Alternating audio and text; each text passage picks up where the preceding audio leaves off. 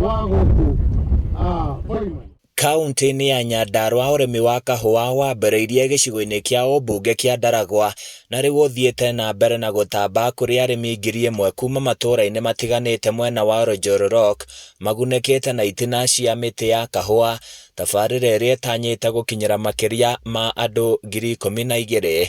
Tũkĩte nĩgetha gũteithĩrĩria mũrĩmi. Nĩ tũramahe coffee, thaa ici nĩ tũraheana coffee. We were also doing avocado. Has nĩ reka wega mũno gũkũ, climate itũ gũkũ Gathanji nĩ njega na tĩri nĩ mwega. Nĩ tũrahimiza mũno mũrĩmi tũtige gũtindĩrĩra our traditional culture ĩrĩa atĩ gũkũ gwitũ no waru twarĩmaga hamwe na mboga ona mahindi. Nĩ tũkoretwo tũgĩthomithio maũndũ mothe ma ũrĩmi. Ona rĩu kũhanda makadamia maya, kũhanda avocado ici, kũhanda nĩ atũrutĩte na agatũthomithia ũrĩa tũrĩkaga na ũrĩa tũkĩhanda tũrĩtukanagia bataraitha ĩno ĩtagwo NPK, ũgacoka tũkongerera thumu ũrĩa mũhĩu. Maũndũ macio nĩ twathomithĩtio. Gavana Kĩarie Badilisha atarĩirie bata wa andũ kũhĩmbĩria ũrĩmi wa kahũa amu ndũrabatara mĩtaratara mĩingĩ na wĩna umithio mũnene. No nĩ twanjĩrĩirie ta thirikari kũ-promote irio perennial ta matunda maya ma avocado.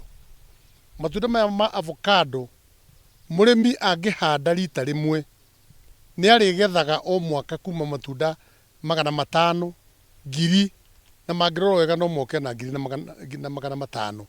Ũguo mũrĩmi ũcio ndarĩ hĩndĩ agakorwo atarĩ na mbeca.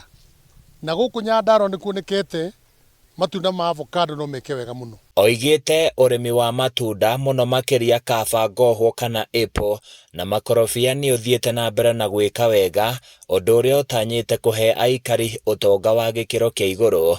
Mbere nĩ kũgũra tũragũraga, no rĩu idara yakwa ya ngirigaca nĩ twanjĩtie grafting ya matunda ma avocado, matunda ma apple gũkũ Oljororok harĩa ATC na kũrĩa Njabini.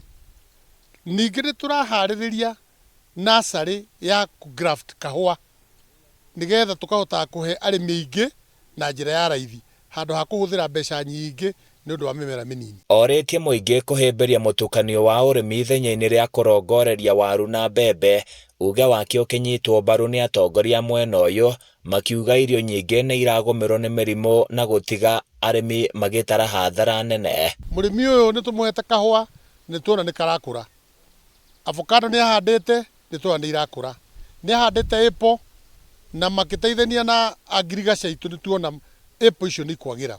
Ũguo ndĩrenda kũria andũ a Nyandarua othe kũndũ mwarũma, o mũndũ mũgũnda atigĩrĩre ena indo iria irĩagwo o mwaka na nĩ ahanda gacigo kanini ka perennial foods nĩ ũndũ wa gũtigĩrĩra atĩ o mwaka mũndũ nĩ arona kĩndũ.